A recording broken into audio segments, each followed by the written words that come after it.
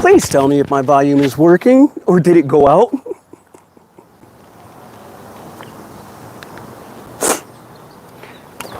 Let's see. Oh my God, that was a weird sound. Mic check, mic check, mic check. I just want to make sure that the volume is working on the microphone. So I'm just going to hang out with you guys while I'm over here doing this. Please tell me if this volume is not working, because I do think it went out on the last live, and I don't want it to mess up on you guys like that. So if you guys just want to hang out while I'm out here just doing some plant transplants, that's super duper awesome.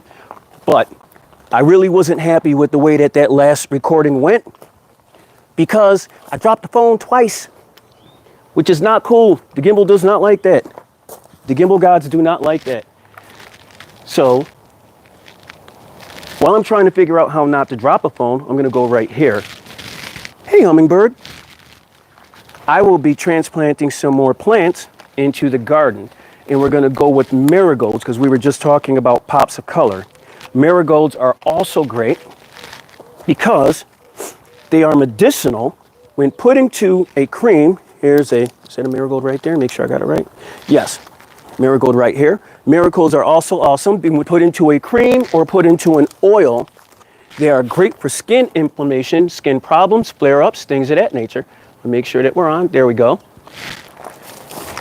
Marigold petals can also be plucked off and put into a tea or on top of salads.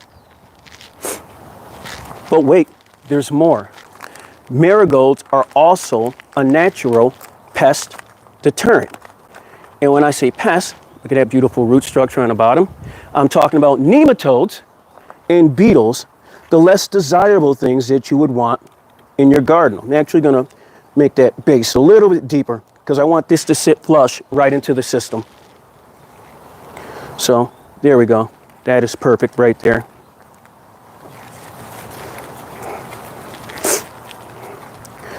A little bit of color goes a long way in the garden nowadays. Guys, excuse me for a second. Please enjoy the view. I am going to take this stuff right here, the older stuff that we just removed from the grow beds in the gardens, including the old orange rinds that the hummingbirds and the other pollinators, the bees were feeding from. And I'm going to go in real quick, and I'm just going to put this into the compost bag. So bear with me for 1 second. You guys are awesome. Enjoy the view.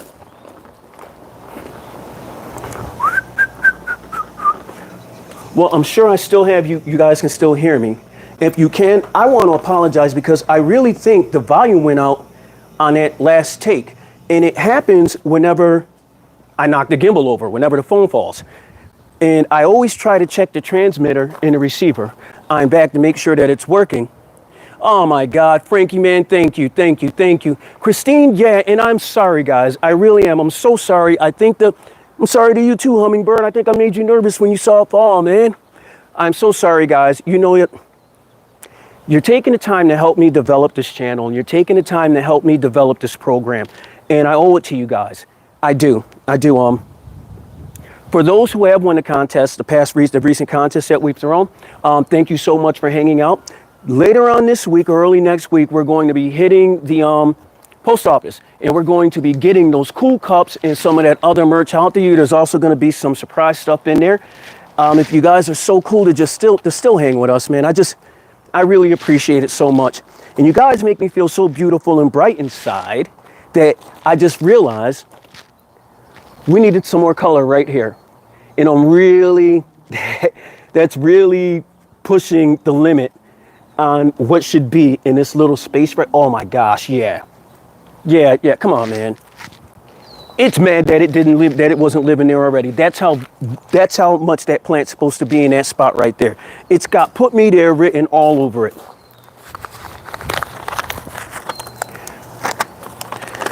Now I know these guys aren't blooming yet, and the earlier flower heads that they had on them actually kind of did their thing and they're done. So what we're going to do, because these are marigolds, I'm not going to waste this. I'm not going to waste this.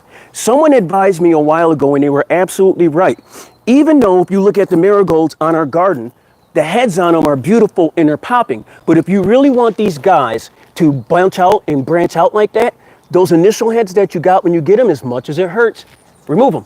Pluck them right off. And in no time, these other ones are going to fill right in. So what I'm going to do, these ones are already halfway to it. Yeah, I'm going to take this guy right here. Let me get him out the port, and then I'll bring it over here and I'll actually show him to you. I'm going to take this guy right here. So this guy had a flowering head right here. So I just popped that off. And you can see it's already got some other ones that want to form and bloom, like right there and right there. So by me removing that older one, which these ones really weren't going to open until that older one matured and fell off and the petals started falling off, these ones were just going to basically stay dormant like that. So what I did is I gave it a cue to initiate the growth process.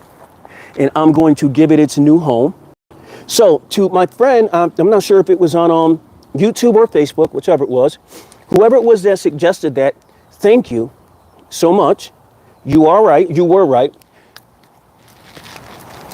And I appreciate that. I appreciate you helping me in my growth and in my gardening process. We are pushing the limitations with space on these grow beds, guys. And I don't want to start another raised grow bed, not a traditional garden, because, and just a reminder, all of these gardens that you see, all of our Together We Grow gardens, everything that you see in a yard, these are all experiments to see what you might be able to possibly do at your house, to see if you can push limitations on your property.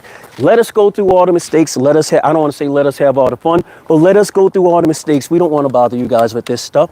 Hey guys, can you do me a favor real quick? I want you to wait right here. I'm going to go get the traditional bird food because I'm messing up. I haven't fed that bird feeder behind me. So while I'm in, I'm actually going to get the bird feeder and make sure that my volume's still on. So I'm going to get the bird feeder. Yeah, there we go. I'm going to get the bird feeder, the bird food. And I'm going to get my gloves. I'm going to protect my hands. So I'll be right back, guys. Enjoy the view.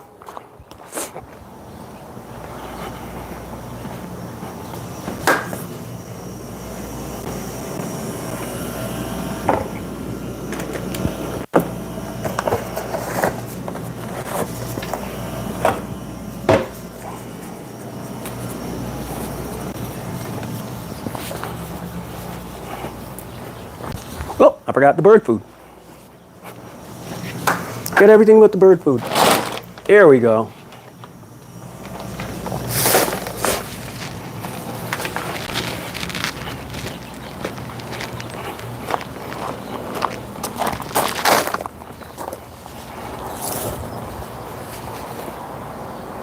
So while I got you guys time, while I got your attention, I wanted to go over a couple of things. Maybe in your living setting, maybe you don't have a yard to where you could have something like the shepherd's hook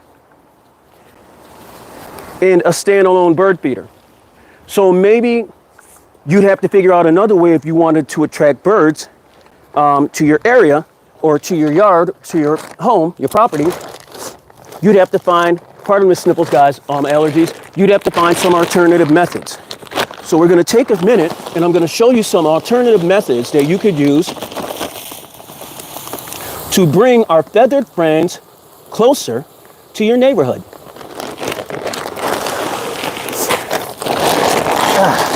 There we go.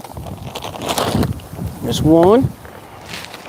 Also, and your honesty means everything to me, I do have those wind protectors for my lapel mic. If you guys think it gets a little, because the wind is gusting, if you guys think it's getting a little too windy out here and the wind is becoming troublesome, I'm going to check the messages in a second, and you just let me know, and I'll know for future reference to change it up, because I want to make it as pleasant as possible for you guys. Now, usually, I would just be doing the thing what I just did with the bird feeder, and I'll change my gloves, pardon me, and I'll wash my hands. But I always encourage you guys, wear gloves whenever you're handling bird feeders, because you don't know if it's a sick bird on your feeder or not, and zoonosis diseases are very real. They can be contracted and exchanged between humans and between animals. So as promised, Maybe you don't have the room or the space for a shepherd's hook and a hanging feeder at your house. Where there are alternatives, and we're going to go over a couple of them.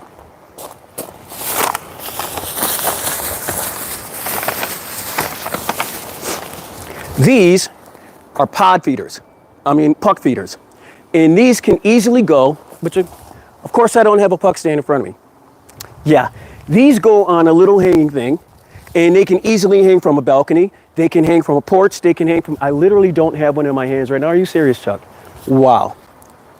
But even if you don't have one, to show you guys, it's this easy. You can get a wire hanger, not even kidding. Take it apart so that it's basically the straight wire, or even a wire with the U in the middle. Make sure it's got that bend in the middle. Take that bend, there's a hole right here. Take that U part, push it right up there through the hole, take the edges, turn them up like this. You now have a hanging bird feeder out of a wire hanger that you probably have hanging in your house, sitting around in your house just now.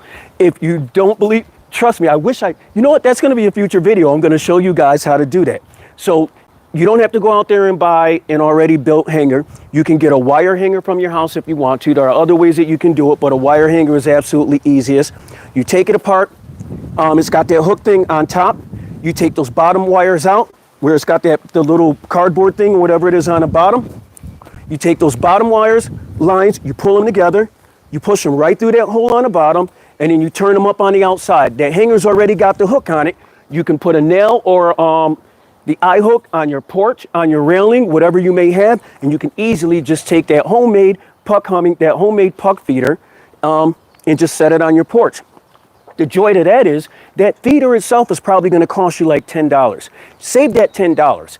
Instead, invest it into a really good puck so you can so you can invite and entice some of the best birds in your neighborhood over to your yard.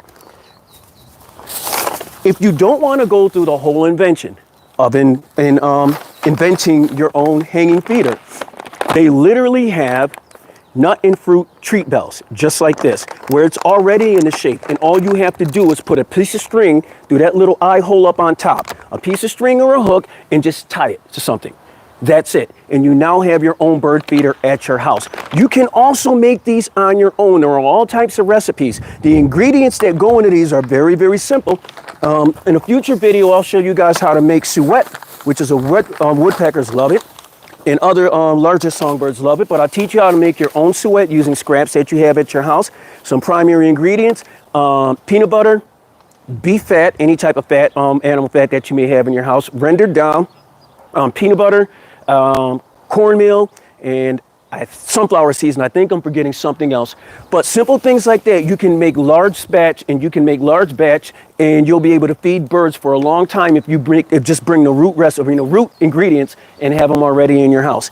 Or you can get the prepackaged systems like this. Either way, there's always a way to bring those feathered friends closer to your yard. Please enjoy the view for a second, my friends. I'm going to return this in the house because I can't stand a mess. I will be right back, and I hope you guys have some awesome questions set for me, and I hope you're enjoying this second presentation with the volume hopefully working. I'll be right back. Oh, stop following me, camera. There we go.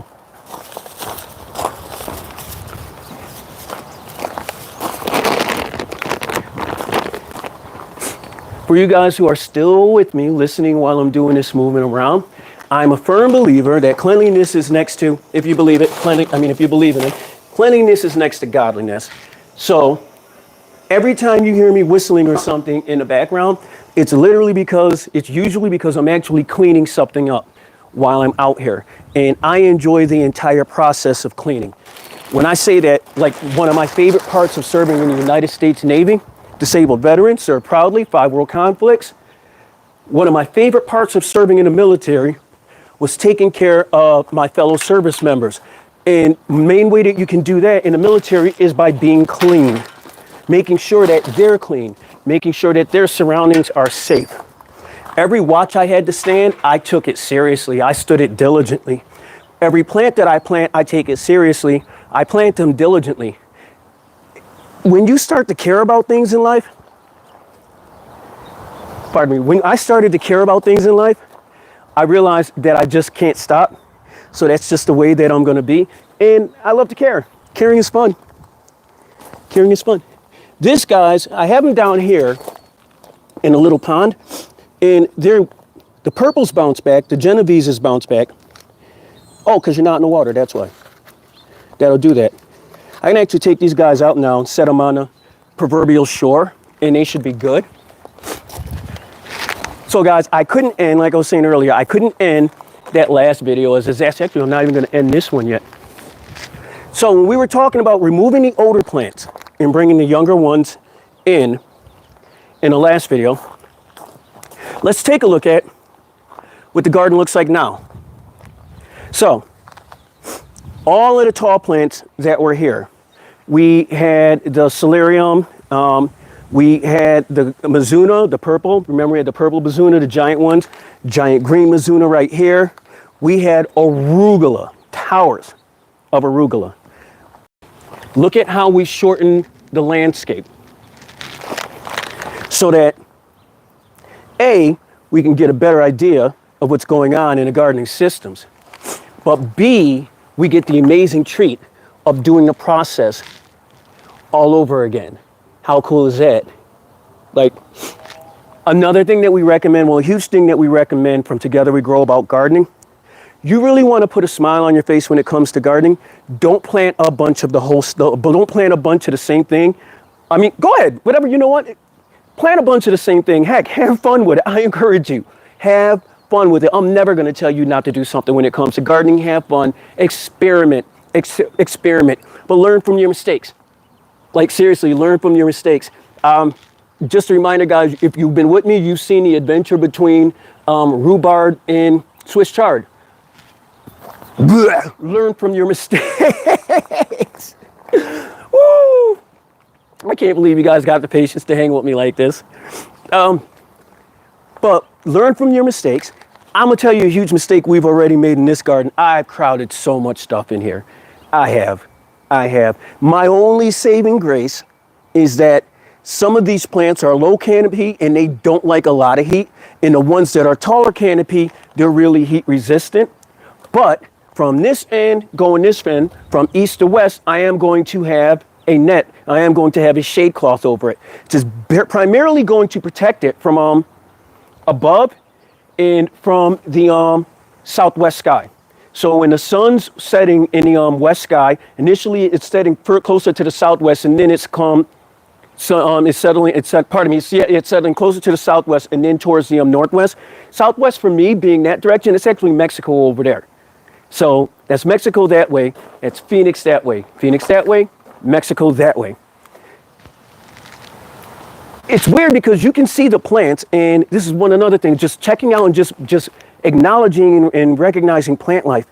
As the sun's lower during the winter months, you can actually see the plants reach towards the low end of the horizon, trying to get as high as possible as they can up to the sun.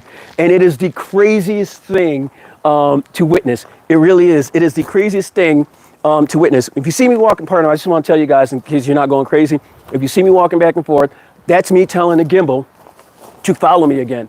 And sometimes when I walk behind plants, okay, it's got me now. It's hard for it to track me. So here we are. But like I was saying, during the winter months, the fall and winter months, the sun is lower on the horizon.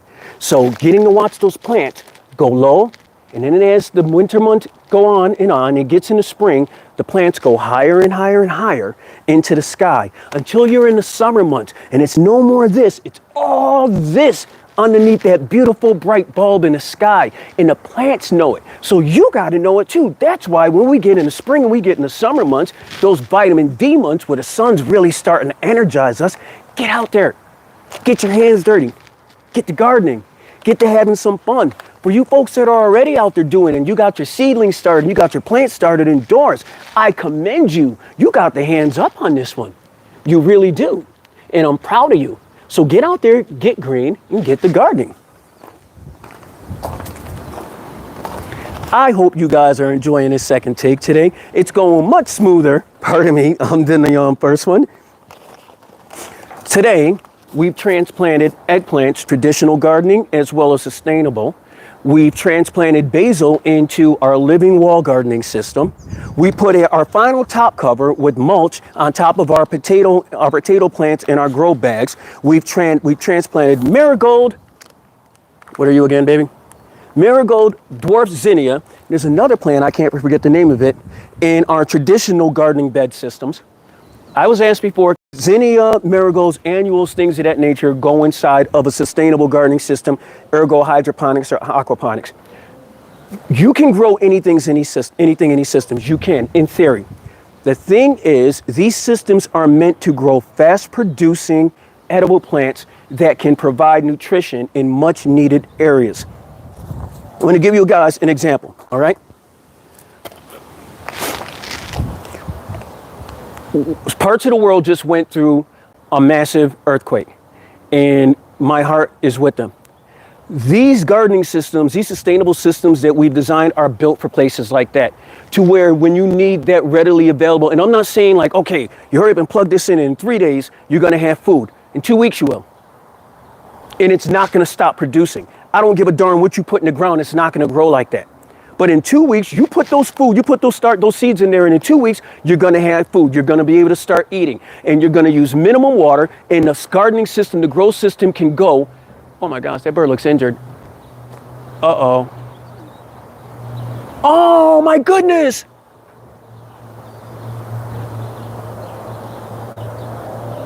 Oh my goodness.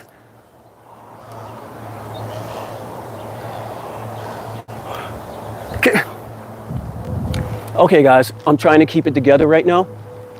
When you just heard me look up and say, oh my gosh, that bird looks injured, it wasn't injured. That was a baby hawk's potential first flight out of that tree. And I got to witness it in real time, in person. I got to witness that entire thing. It flew right over me with its little tiny wings outspread. I cannot believe I got to see that just now. I forgot what I was talking about. I'm so sorry, guys. I literally forgot what I was talking. Oh my goodness. Oh my goodness. I live in a wonderland. I was just telling you guys, I said the most incredible things happen. I said, even while I'm talking to you, listen up. If you're good with bird calls, you'll be able to identify some of the amazing creatures in the sky, in the air, and just around me in general. But I honestly have a feeling, because the baby birds are born now and they're learning how to fly, this is going to be part of their learning grounds. They all learn from our yards. They all learn here, and they just hang out here for the longest. So a few summers ago, I literally just posted tons and tons of videos of hawks in my backyard. There's videos and pictures on YouTube of me sitting on that couch and a table. There's a table right here, or the bird bath is right here. The couch is right there, and there was a table and chairs right here. I would have my chair about 6 feet away from the bird bath, and the hawk would just be sitting there just hanging with me. I know I drifted. I know we're talking gardening. But guys, I'm sorry, I had to just share that experience with you. In our, pardon me, wow, that was breathtaking. In one of our up and coming videos, we're going to do something that we've done in these other gardens, in the traditional beds, but I'm going to try a different save. I'm going to take this chard, which is right here. Oh gosh, because this hasn't been fed in the longest, guys. This has not received any food in the longest. But I'm going to take this chard. We are going to trim it down, get all of those old leaves out the way, get those damaged leaves in the center out the way. And we are going to transplant that over there into the living wall system. And we'll probably do that. Come on, wait a minute, can I? Yeah, we'll probably do it tomorrow, because I'm gonna have to break that out of that net cup. And that's going to be our part of our series on intergrowing system transplants. Can you go from one system to the other? Can you go from aeroponics to aquaponics, from aquaponics to traditional, from traditional to hydroponics? Long story short, yes. Please take time. Please, if you get a chance, take your time and go through all of our older videos. The quality is not the absolute best. It's a little bit better, and it was way better. This is way better than the old quality. The quality is not the greatest, but the content is there. And there you will find a lot of answers to a lot of questions. And maybe you'll see some of our earlier experiments, and you could be so kind and so dope as to jump in and just jump right in on a research and continue to research. We don't come from a team of know-it-alls. We come from a team of always trying to learn something. So if you guys can help us out, we'd appreciate it. I'm going to end the second take right now while the going's still good, and before I accidentally knock my phone over, dump it into a pool, trip over something, fall over something. I've just been having a blast, guys. And I hope you've been having a blast with me. Until we talk again, guys, plant that first seed and together we grow. Peace and blessings, my friends. Y'all rock.